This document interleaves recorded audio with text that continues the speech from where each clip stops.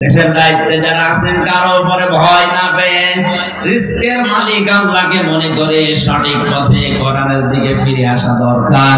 মহান আল্লাহ আমাদেরকে এখনো রিজিক ওইভাবে পৌঁছাতে পারে। আমরা এই ভয়টার কারণে আজ সত্যকে সত্য বলে তুলে ধরতে পারি না। কথা বলে না কেন? 57টা মুসলমান রাষ্ট্র দুনিয়ায়, আমাদের প্রধানমন্ত্রী অন্তত সেইভাবে একটু প্রতিবাদ জানিয়েছে এই নিকৃষ্ট জাতি ইহুদিদের বিরুদ্ধে। 57টা মুসলমান রাষ্ট্রের প্রধানরা যদি এতটুকু জানাতো, দেখ ইরান একটা কাজ করছে, সবাই যদি এভাবে রিস্কের দায়িত্ব আল্লাহ তুমি একমাত্র মালিক এ কথা বিশ্বাস করে আমেরিকাকে ভয় না করে রাশিয়া চীন ভারতের উপরে ভরসা না করে আল্লাহর দিকে ফিরে আসতাম, আল্লাহর কসম ওই মানুষগুলো এমনিতে আমার মতো করে তাদের নিজেদের আপন জায়গা তারা বসবাস করতে পারবে না, উড়ে এসে দূরে বসে ওদেরকে দুনিয়া থেকে বিদায় করে দিচ্ছে। আমার কথা গভীরে যাচ্ছে, কিন্তু আপনি চিন্তা করলেন আমরা কিন্তু ঈমান পাইনি, আমরা ঈমান আনছি এখন। আর ঈমান আনার প্রথম পদ্ধতি আল্লাহর অস্তিত্ব স্বীকার করা, আল্লাহর নামগুলো বিশ্বাস করা এবং প্রতিটি নাম প্র্যাকটিক্যাল লাইফে মিলানো। আপনি যেমন রাজ্জাক হিসাবে আল্লাহকে মেনে নিয়েছেন, হাকিম হিসাবে আল্লাহকে মানা লাগবে। হাকিম মানে বিচারক, হাকিম মানে বিচার করার একমাত্র ক্ষমতা কার?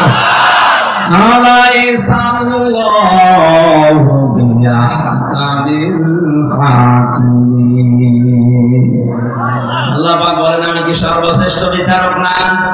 আল্লাহর বিচার বাদ দিয়া যারা নিজেদের মন মতো বিচার করছেন, আপনি শুধু ঈমান পেয়েছেন, ঈমান আনেননি।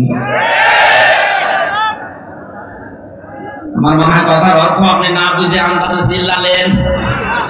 এক কথা বলবেন, বিআসমা এর ভেতরে যে 5000 নাম আছে, যেহেতু এসএম এর বহু বচন আসমা, আজ আমরা 96% মুসলমান এই দেশে বাস করছে। সত্যি যদি আমরা আয়াত অনুযায়ী ঈমান না পেয়ে ঈমান আনতাম, আল্লাহর কসম আল্লাহর আইনগুলো দ্বারা বিচার আমরা দেখতে পেতাম। নবীজিকে আল্লাহ জানিয়েছেন ফালা রাব্বিকা লা ইউমিনুনা হাত্তা ইউহাক্কিমুকা ফীমা শাজারা বাইনাহুম সুম্মা লা ইয়াজিদু ফি আনফুসিহিম হারাজাম মিম্মা কাদাইতা ওয়া ইউসাল্লিমু তাসলিমা। সূরা নিসার 65 নম্বর আয়াতে আল্লাহ জানিয়েছেন, হে নবী আপনার রবের নামের কসম। কসম করছেন কে? কার নামে? আল্লাহ নিজেই তার নিজের নামে কসম দিচ্ছেন। তার মানে কতটা শক্ত। আমি যদি এখন আমার নিজের বংশের নামে, আমার বাবার নামে, আমার নাম হামজার নামে কসম দিয়ে থাকি, বুঝতে হবে বিষয়টা বড় শক্ত বিষয়। আল্লাহ নিজেই বলেন ফালা ওয়া রাব্বিকা, হে নবী আপনার রব কিন্তু তার নিজের নামে শপথ করছেন। লা ইউমিনুনা, কখনো আপনার ঈমান আনা হয়নি, আপনি মুমিনই হতে পারেননি। হাত্তা ইউহাক্কিমুকা ফীমা শাজারা বাইনাহুম, যতক্ষণ পর্যন্ত নিজেদের ভেতরে কোন বিষয়ের বিচারক হিসাবে আমি নবী মুহাম্মদ রাসূলুল্লাহকে তোমরা না মানবে, শুধু মেনে নিলেই হবে না, স্বতঃস্ফূর্তভাবে আনন্দ চিত্তে মানা লাগবে। আজ যারা নবীজির বিচার ব্যবস্থাকে, আল্লাহর পাঠানো বিচার ব্যবস্থা মানেন না, আল্লাহর কসম আপনার ঈমানের সমস্যা এখনো বেঁচে আছে। আশা করছি আপনি ঈমান পেয়েছেন, ওটা হবে না, ঈমান আজকে আনবেন। ঈমান আনতে হলে আল্লাহর নাম আছে শুধু বিশ্বাস করে শেষ। প্রতিটি নামের অর্থের সাথে মিলিয়ে নিজের জীবনকে। হিন্দুরা 12 মাসে 13 পূজা করে, 33 কোটি দেবতা তাদের। কত? হয়তো অনেক হিন্দু ভাইরা তাদের দেবতার নামও জানে না, কিন্তু বিশ্বাস করে যে দেবতার সংখ্যা কত। বলেন না কেন? আমাদের যে আল্লাহ মালিক কয়জন? নাম কত? আমি বললাম না প্রতিটি শব্দ থেকে আমরা শিক্ষা নেব। এবার আসেন শিক্ষাটা কি? যদিও রংপুর বিভাগের জন্য এটা প্রযোজ্য না, এটা রংপুর না, এটা রাজশাহী, এটি চট্টগ্রাম আর সিলেটের গেলে বলা যেত। ওয়ালিল্লাহিল আসমাউল হুসনা ফাদউ বিহা ওয়া দারুল্লাযিনা ইউলহিদুনা ফি আসমাই সায়াজজাউনা মা কানু ইয়ামালুন। সূরা আরাফ 9 নম্বর পারা 13 নম্বর পৃষ্ঠা 4 নম্বর লাইনের 180 নম্বর 81 নম্বর আয়াত। এটা তাফসীরে ফি জিলালিল কোরআনে সাইয়্যিদ কুতুব লিখেছেন। আল্লাহ পাক বলেন আমার অনেক নাম আছে, যে কোন নামে পারো আমাকে ডাকো, কিন্তু সাবধান, আমার নাম যারা পরিবর্তন করে ফেলে, আমার নাম যারা ইলহাদ করে, উলট পালট করে, তাদের সাথে তোমরা আমাকে ডাকবা না। কে বলছে? সুতরাং আল্লাহ আল্লাহ বলতে বলতে যারা হু হু বলে তাদের সামনে মিলে নিতে আর ডাকা যাবে না। আল্লাহর নাম যারা পাল্টি অন্য নামে ডাকে, একথা বলতেছে, জিকুল্লাহ ইলাহা ইল্লাল্লাহ, কিছুক্ষণ সুবহানাল্লাহ আলহামদুলিল্লাহ, এরপরে শুরু করে দেয় ইয়া আলী বাবা, শাহ আলী বাবা, দয়াল বাবা, খাজা বাবা। এত স্পষ্ট কথাগুলো নাম ধরে বলার পরও যদি ঠাকুরগার মানুষগুলো না বোঝে, আমার মনে হয় এদের বিবেকের উপরে উপরে বসার। আর কিভাবে বলা যায় বলেন তো? আল্লাহ নিজে বলছেন আমার অনেক সুন্দর নাম আছে, যে নামে পারো ডাকো, কিন্তু আমার নাম যারা উলট পালট করে ফেলে, আমার নামের সাথে যারা অন্য কিছু মিলায়, ইলহাদ মানে কি? উল্টা পাল্টা করে ডাকা, তাদের সাথে মিলে তোমরা আমি আল্লাহকে ডাকবা না। এই আয়াত আমি এখন বানালাম। বলেন আল্লাহর নাম আছে একটা দুইটা না, আমরা শুনলাম তাফসীরের ভাষা দিয়ে 5000। আপনার যদি মনে হয় যে আল্লাহ আল্লাহ বলতে কিছুক্ষণ ভালো লেগেছে, এবার আল্লাহ বলবো না রহমান বলবো, বলেন, কোনো অসুবিধা নেই। আপনি বলেন ইয়া রহমান ও ইয়া রহিম বলেন, অসুবিধা নেই। কিন্তু আল্লাহর নামের সাথে অন্য কাউকে আপনি মিলাতে পারবেন না। ইয়া খাজা, ইয়া খাজা, আল্লাহ কোনো নাম আছে? ইয়া আলী বাবা, ইয়া আলী বাবা কোনো নাম আছে? এমনকি চট্টগ্রাম বিভাগে অনেকে রাসূলের মহব্বতের নাম দিয়ে বিশ্বনবীর নাম ওরা জিকির পর্যন্ত বানিয়ে দিয়েছে। ইয়া রাসূলুল্লাহ, ইয়া রাসূলুল্লাহ, ইয়া রাসূলুল্লাহ রাখতেছে, কবিরা কোনো হবে না। রাসূলের নামে শুধু দরুদ পড়া যায়, জিকির করা যায় না। জিকির করা যায় কার নামে? আমি আবার বলছি, আমরা যারা ঈমান পাইনি, ঈমান এনেছি, তারা আমরা আল্লাহর অস্তিত্বকে যেমন স্বীকার করলাম, আল্লাহর নাম আছে এইটাও স্বীকার করা, এবং প্রতিটি নামের সাথে আমার প্র্যাকটিক্যাল লাইফ মিলানো। আমি তো রাজ্জাক হিসাবে আল্লাহকে মেনে নিয়েছি, হাকিম হিসাবে আল্লাহকে মেনে নিয়েছি, রব হিসাবেও আমাকে আল্লাহকে মানা লাগবে। 3 নাম্বার কি বলেছিলেন? অসিফাতিহি, আমি এমন আল্লাহর উপরে ঈমান এনেছি যার শুধু গুণাগুণ নেই, গুণের কার্যকারিতা আছে। হিন্দু ভাইদের দেবতাদের নাম আছে, কিন্তু নামের কার্যকারিতা কিয়ামতের আগে আপনি দেখাতে পারবেন না। এখন যদি বলেন আমার ধর্মকে আপনি ছোট করছেন না, আপনি বাস্তবে মিলান। আমি যতটুকু বাস্তবে দেখেছি, এদিকে তাকান, মোনাজাতের পরে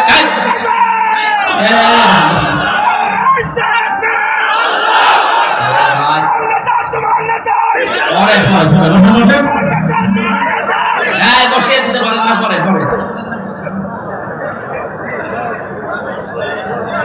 ছাতা বলছেন, আমার নিজেই বুঝে আসছে গরমে আমার ফ্যামিলির পর বুঝেছে, ওরা একবার শুরু করেছে। মোনাজাতের পরে ওই যে কি ভেঙে পড়ে গেল না, ওইটা 10 মিনিট সময় দেওয়া হবে, দেখে বাড়ি যাবে নাকি?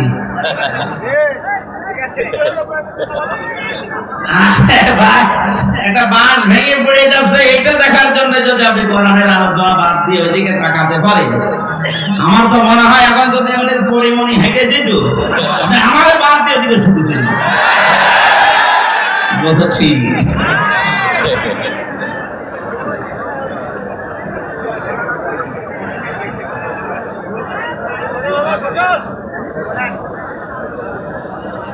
মুসলমান ভাইরা, আমরা বোঝাচ্ছিলাম আল্লাহ রাব্বুল আলামিন যে নামগুলো নিয়েছেন, এই নামের সাথে আমরা পরিচিত হয়েছি গুণাগুণের সাথে। এক সাহাবী নবীজির কাছে আসলেন, নবীজি তাকিয়ে দেখেন তার কাঁধের উপরে একটা মূর্তি, তার নাক ভাঙা, মাটি দিয়ে মূর্তি বানিয়েছে নাক ভেঙে। নবীজি বললেন, তোমার এই দেবতা এই মূর্তির নাক ভাঙা কারণ কি? লোকটা বলে, ইয়া রাসূলুল্লাহ, এটা আমার মূর্তি না, এটা আমার দেবতা খোদা। এটা সবসময় আমি সঙ্গে রাখি, না জানি কখন কোন বিপদে পড়ি। বিপদ থেকে বাঁচার জন্য আমি সব সময় সাথে রাখি। হঠাৎ আমার পোশাক পায়খানার প্রয়োজন দেখা দিয়েছে, খোদাকে নিয়ে তো আর পায়খানায় যাওয়া যায় না। এই জন্য রাস্তার পাশে রেখে আমি কাম সাথে গেলাম, এসে দেখি ওর মাথা থেকে পা পর্যন্ত পুরা ভিজা। মনে করলাম খোদার গা ভেজা, না জানি কোন রহমত বরকতের পানি হবে। জহব্বা বের করে চাটলাম, খাইলাম, দেখে একটা ঝাঁজ ঝাঁজ বন্ধ টক টক লাগে। চিন্তা করলাম রহমতের পানি বরকতের পানি, টক টক লাগবে কেন? ঝাঁজ এরকম একটা উৎকট উদ্ভট বন্ধ কেন? পাশে তাকিয়ে দেখি একটা কুকুর, ওর নিচ দিয়ে পানি টপকাচ্ছে। এবার টের পেয়েছি কোন রহমতের পানি। মেজাজ গেল খারাপ হয়ে, ওর দিকে তাকিয়ে বললাম, তুই খোদা না খোদা? কুকুরের পোশাক থেকে নিজের বাঁচাতে পারো না, যে আমি বিপদে পড়লে আমাদের বাঁচা লাফি দিয়ে রাগ করে বলে দিয়েছি আগাছা, তোর নাক ভেঙে গেছে। নবীজি বলেন, আমার কাছে কেন এসেছ? লোকটা বলে, ইয়া রাসূলুল্লাহ, এদের অসারতা, এদের গল্প কাহিনী, এদের মিথ্যাচার, এদের অজ্ঞতা, এদের সব আমার কাছে এখন স্পষ্ট। এরা কিচ্ছু বলতে পারে না, বেকার আমি সময় নষ্ট করেছি। আজকে আমি আলোর সন্ধান পেতে চাই, মেহেরবানি করে আমি আপনার কাছে কালেমা পড়তে চাই, পড়িয়ে দেন। আর যারা মানুষ হিসাবে এলাকায় বসবাস করছেন, অন্য জাতিতে যারা আছেন, চ্যালেঞ্জ দিলাম, আপনি যে নাম দিয়েছেন আপনার দেবতার, ওই নাম পর্যন্ত সে ইসলামের কোন গুণাগুণ কার্যকারিতা আপনি দেখাতে পারবেন না। মনে করেন দুর্গা ফসলে বরকত দেয়, দুর্গা রেখে আপনি ফসলের ভেতরে রেখে আসেন, ফসল সহ দুর্গা শুরু হয়ে যাবে। আমি বানিয়ে বলছি, এই যে মোবাইল ঘড়িটা, যদি মনে করেন দুর্গা এটা পাহারা দেয়, আপনি এই ঘড়ি সহ দুর্গা এখানে রেখে চলে যান, সকালে এসে দেখবেন দুর্গা। আমরা এমন আল্লাহর উপরে ঈমান এনেছি, তার এমন নাম আছে, নামের গুণাগুণ আছে।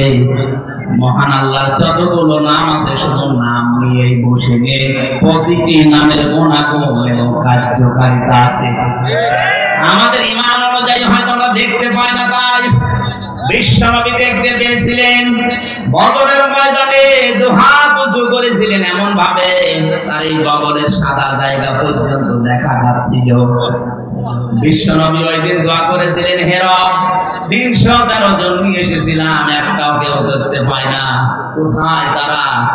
হযরত আবু বকর নবীজিকে চাদর উপরে দিয়ে দিলেন শরীরে, ডাক দিয়ে বলেন, হে নবী, আপনার 313 জন সাহাবী একটাও মারা যায়নি, সবগুলো বাতিলের ভেতরে বন্ধন হয়ে গেছে। সঙ্গে সঙ্গে জিবরাইল আলাইহিস সালাম বিশ্ব নবী মুহাম্মদ রাসূলুল্লাহ কানের কাছে মুখটা নিয়ে এসে একটা আয়াত শোনালেন, সূরা আনফালের 9 নম্বর আয়াতটা, ইযে তাসতাগীথুনা রাব্বাকুম ফাস্তাজাবা লাকুম আন্নী মুমিদ্দুকুম বিআলফিন মিনাল মালাইকাতি মুরদিফিন। হে নবী, আপনার কান্না বন্ধ করেন, শুধু আকাশের দিকে একটু চোখটা তুলে দেখেন, আল্লাহর সাহায্য আল্লাহ তার রব নামের কারণে পাঠিয়ে দিয়েছে।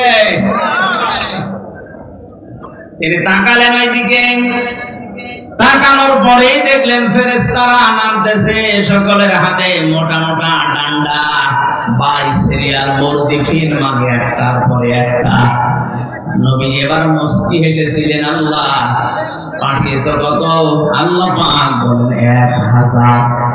নবীর মন শান্ত হয়নি, আল্লাহ পরবর্তীতে আয়াত নাযিল করে বললেন 3000। এরপরও নবীজি সান্ত্বনা পাচ্ছিলেন না। আল্লাহ পাক সর্বশেষ সূরা আলে ইমরানে আয়াত নাযিল করে জানালেন, হে নবী আমি 5000 পাঠিয়েছি। বদরের ময়দানে আপনার সৈনিক মাত্র 313 জন, আর ওরাই গেছিল 1000।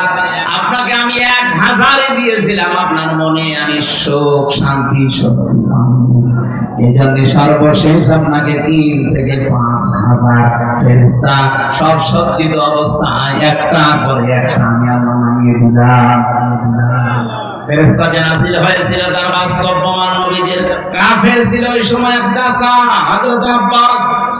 তিনি মুসলমান হওয়ার পরে এসে বলেছিলেন, ভাতিজা তুমি তো জানো আমি তোমার চাচা কেমন শক্তিশালী, কেমন শৌখিন, সোনার বোতাম আমি ব্যবহার করতাম।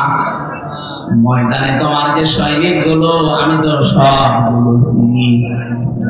নতুন নতুন কিছু সৈনিক আমি দেখলাম, যাদেরকে এর আগে কোনোদিন তোমার আশপাশে আমি ঘুরতে দেখিনি।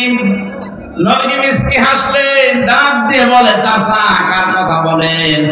ওই যে ময়দানে আমি যখন যুদ্ধে লিপ্ত ছিলাম, তাকিয়ে দেখলাম পেছন দিক থেকে কে যেন এসে আমার ঘাড় ধরে কিছু করে ফেলেছে। নবী বললেন, কি দেখলে? কাকে দেখলে চাচা? হঠাৎ করে বিশ্বনবী মুহাম্মদুর রাসূলুল্লাহর কাছে জিবরাইল এসে একটা হাসি দিয়ে চলে গেছে। জিবরাইলের এই চিহ্নটা দেখার পরে নবীজির চাচা আব্বাস বলেছিলেন, ভাতিজা এই যে কিছুক্ষণ আগে একটা সৈনিক দেখলাম, কোথায় গেল? এখন আর তো দেখতে পাই না। নবীজি বলেন, চাচা কাকে দেখলেন? ওটা সাধারণ সৈনিক না, ওটা আল্লাহর ফেরেশতা জিবরাইল। নিজে কমান্ডার হয়ে আজকে এই বদরের ময়দানে নাযিল হয়েছে, তার পেছনে আল্লাহ পাঠিয়েছে 5000 ফেরেশতা। যে সমস্ত কাফেররা মরে পড়েছিল, বিশ্ব নবী বদরের ময়দানে কোন দিনের জন্যও তিনি আগ্নি অস্ত্র ব্যবহার করেন নাই। অথচ যে সমস্ত কাফেরেরা মরা পড়েছিল, যে ওদেরকে কাছে যে দেখলেন অধিকাংশ গুলো শরীর পুড়ে গেছে। তার মানে ফেরেশতারা যে মোটা মোটা ডান্ডা নিয়ে নেমেছিল, ওটা ডান্ডা শুধু না, ওটা জাহান্নামের পুরানো রড ছিল। যার শরীরে লাগিয়েছে ওখানেই ও শেষ। নবীজির বিশ্বাস ছিল আল্লাহর উপরে, তার নামের উপরে, কার্যকারিতার উপরে। আল্লাহ বিশ্বাস অনুযায়ী পাঠিয়েছিলেন ফেরেশতা। আমাদের ওই পর্যায়ে যায় না, এখানে ফেরেশতাও আসে না, আমাদেরকে যায় না। তোমরা বিশ্বাস করে বদরের ময়দানে যে ফেরেশতা এসেছিল, শুধু বদরের জন্য না, এই যে দাস্তাগে সোনাটা মোসারে বর্তমান ভবিষ্যৎ প্রেজেন্ট ফিউচার কিয়ামত পর্যন্ত আত্মা থাকবে। আমরা যদি আল্লাহর উপরে ঈমান আনতে পারি, সত্যি যদি তার অস্তিত্ব আমরা মেনে নিয়ে তার নামগুলো বিশ্বাস করে কার্যকারিতা কিয়ামত পর্যন্ত আছে, এটা যদি সত্যি আমরা দেখাতে পারি, মহান আল্লাহ এখনো ফেরেশতা নাযিল করে সাহায্য করতে পারে। আল্লাহ আমাদেরকে কোরআনে কারিমের আয়াতের বাস্তব কিছু যেন দুনিয়ায় দেখান, বলেন আমিন। বিশেষ করে আজকে ফিলিস্তিনের মুসলমানদের জন্য এটা বড় বেশি জরুরি হয়ে পড়েছে। ছোট ছোট বাচ্চারা আমার মরুভূমির পাথরের উপরে লিখতেছে, আল্লাহকে চিঠি দিচ্ছে, আল্লাহ واجعل لي من لدنك وليا واجعل لي من لدنك نصيرا।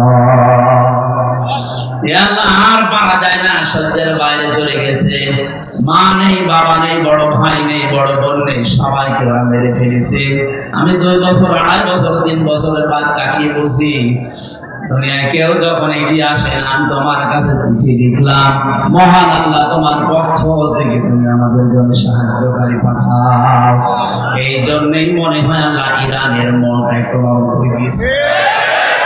বিশ্বের 57টা মুসলমানদের মন যদি এরকম একটু নরম আল্লাহ করে দিত, অন্তত এখনো যেভাবে সাহায্য করছে অনেকেই, প্রত্যেকটা মুসলিম রাষ্ট্র যদি ইমানের দাবি পূরণ করার জন্য সবাই কাশ্মীরের পাশে দাঁড়াতো, আমরা আজাদ কাশ্মীর পৃথিবীতে দেখতে পেতাম। মরণের আগে যেন এটা দেখতে পাই যে আজাদ হয়ে গেছে কাশ্মীর। বলেন আল্লাহ পাক যেন এটা দেখে মরার তৌফিক দেন, বলেন আমিন। আমরা যদি আজাদ না হতাম, আমরা যদি মুক্ত হতে না পারতাম, কত কিছু আমরা আজ নিজেদের মন মতো করতে পারতাম না। আপনি টের পাচ্ছেন ওরা আজ মুক্ত হতে পারে না, আজাদ হতে পারে না, এখানে অনেক কিছু মন মতো করতে পারছে না। মানুষকে আল্লাহ বানিয়েছে মুক্ত জীবন দিয়ে, এটা পাখি না যে খাঁচার ভেতরে ভরে রাখবেন। হাত পা ডানা কাটা পাখির মতো শুধু ছটফট করছে। বিশ্বের মানচিত্রে আজ একটা পতাকা দেখতে চান, যেটাই লেখা থাকবে ইলাহা ইল্লাল্লাহ মুহাম্মাদুর রাসূলুল্লাহ। ঈমান যারা এনেছে কথা বলবে, তারা আল্লাহর শুধু নাম বিশ্বাস করবে না, সিফাতিহি ওয়া ক্বাবিলতু জামিয়া আহকামিহি ওয়া আরকানিহি, আল্লাহর যত হুকুম আহকাম আছে আমি সব কবুল করে নিলাম, মেনে নিলাম। আল্লাহর যত আরকান আছে, রকমের বহু বচন আরকান, যত খুঁটি আল্লাহ নাযিল করেছে এই পৃথিবীতে, আল্লাহর খুঁটি হচ্ছে 500। কয়টা? এই যে 1টা 2টা 3টা 5টা খুঁটি দেখতে পাচ্ছেন, এই প্যান্ডেল ঠিক রাখার জন্য আল্লাহর বিধান এই পৃথিবীতে কায়েম রাখার জন্য 500 খুঁটি দরকার। ওই 500 খুঁটি আল্লাহ কোরআনে কারিমে দিয়েছেন। প্রতিটি খুঁটি আমি মেনে নিলাম, যেখানে খুঁটি দেখবো খুঁটির বাইরে আমি যাব না। এর নাম ঈমান আনা। এর নাম কি? আমরা ঈমান আসলে পেয়েছি, ঈমান আনতে পারি না। ছোটকালে কায়দায় যেটা পড়িয়েছিল মক্তবে হুজুরেরা, আমানতু বিল্লাহি কামা হুয়া বিআসমাইহি ওয়া সিফাতিহি ওয়া ক্বাবিলতু জামিয়া আহকামিহি ওয়া আরকানিহি, এটার উপরে আমাদের বাকি জীবন যেন আমরা ঈমান এই নিয়ে সেট করতে পারি, বলেন আমিন। এভাবে যারা সত্যি ঈমান আনবে, ওয়া আমিলুস সালিহাতি, 2 নম্বরে যে মানুষগুলো ওই ঈমানের দাবি অনুযায়ী এই যে 500 নাম বিশ্বাস করে, নামের কার্যকারিতা আছে মেনে নেন, এভাবে যারা ঈমান আনার পরে ভালো ভালো কাজের আঞ্জাম দুনিয়ায় দেবে। আমলের বাংলা অর্থ কাজ, আমল মানে কাজে পরিণত করে দেখাবেন।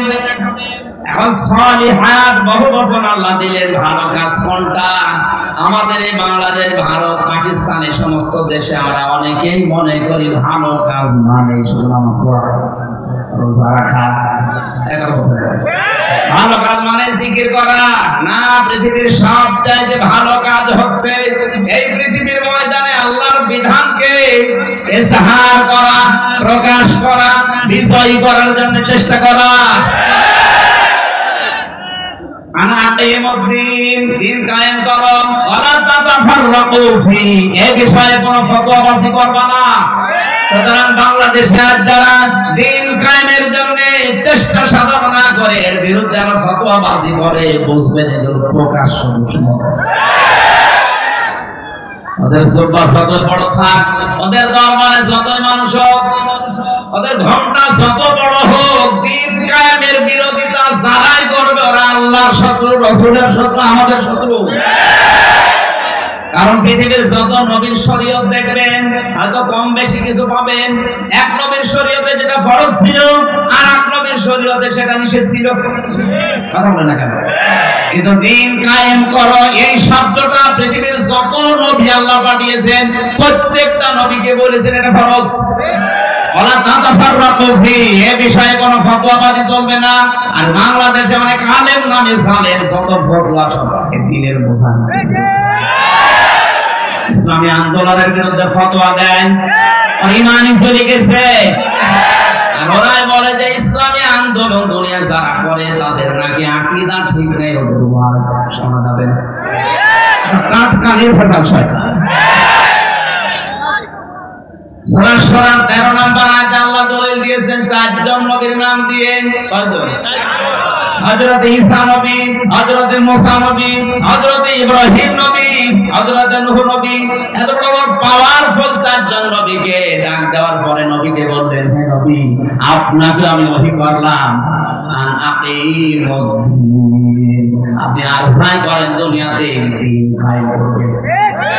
দিন কায়েম মানে শুধু পায়খানায় বলেন, শুধু খাবার খাওয়াই, শুধু সন্তান জন্ম দেওয়াই না, টয়লেট থেকে শুরু করে আন্তর্জাতিক জীবন পর্যন্ত যেখানে যাবেন ওখানেই দিন আছে না নেই?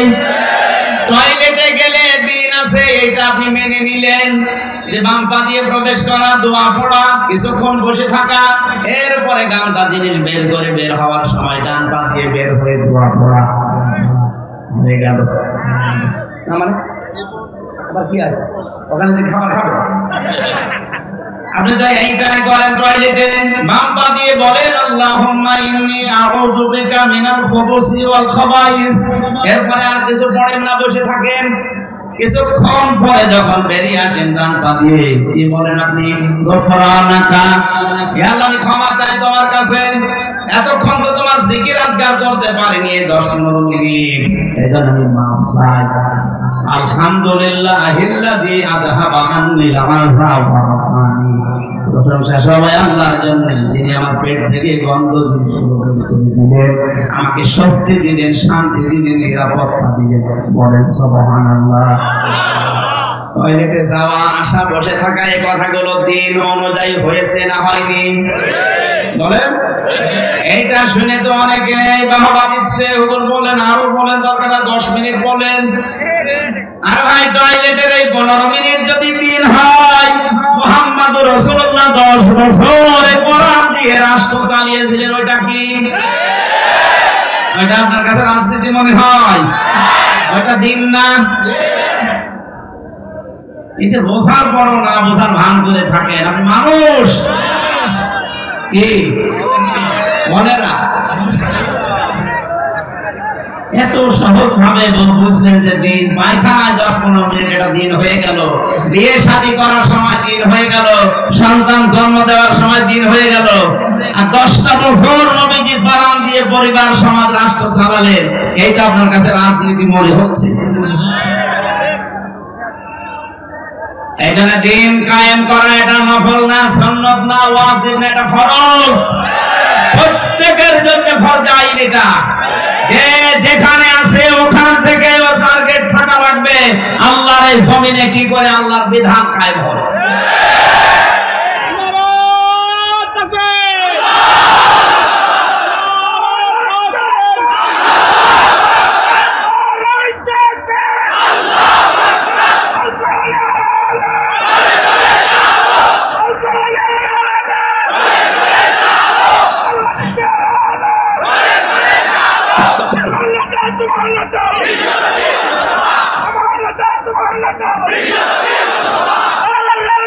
আলহামদুলিল্লাহ। তাহলে আমলে সালেহ বলতে আমাদের যে ভ্রান্ত ধারণাটা আছে, পৃথিবীর সবচাইতে বড় আমল হচ্ছে দিন কায়েম করার আমল। সাহাবায়ে কেরাম এইটা বুঝেছিলেন, এজন্য 11 বছরের মাস নবী জীবন দিতে দ্বিধাবোধ করেননি। আর নবীর কাছে যে বলেছেন, হে নবী আপনারা আমার 2 ভাইকেই নেন। নবীজি বলেন, তুমি তো ছোট, মাপে বুঝতে চাও না। মাপে বুঝি না, তাতে কি হয়েছে? আপনি শক্তি পরীক্ষা করো। দেখেন, তোমরা ভালো কাজ বলতে বুঝেছিল আল্লাহর জমিনে দিন কায়েম করা, আর আমরা এই কাজকে দুনিয়ার কাজ মনে করে, এই কাজকে রাজনীতি মনে করে অনেকে ছেলে মেয়ে স্ত্রী নিজেও যেতে চায় না, কেঁদেরকেও যেতে চায় না। আমি আশা করছি আপনার এই ছোট কথা আপনি বুঝেছেন। না বোঝার ভান করে থাকলে এদিকে আসেন, ঝড়ে তোলা আমল। এইটা পৃথিবীর শ্রেষ্ঠ আমল। আমি তাকে বানিয়ে বলছি, বলেন। আজ এই দেশের 18 কোটি মানুষের 96% মানুষ যারা মুসলমান দাবি করছে, তাদের ছেলেকে, মেয়েকে, স্ত্রীকে, ভাতিজাকে, ভাইজিকে যদি এই মনে করে দিতাম যে এই ভালো কাজ সবাই মিলে করো নামাজ পড়ার মতো, এদেশে দিন কায়েম হতে আর বেশি দেরি হওয়ার কথা। আপনি নামাজও পড়ছেন, রোজাও রাখছেন, হজ করে আসেন, যাকাত দেন, বড় জুব্বা গায়ে দেন, আর দিন কায়েমের জন্য যারা আন্দোলন করে এদের কথা শুনলে আপনার কাছে রাজনীতি মনে হয়? বলে দিন কাল ভালো না, দরকার না।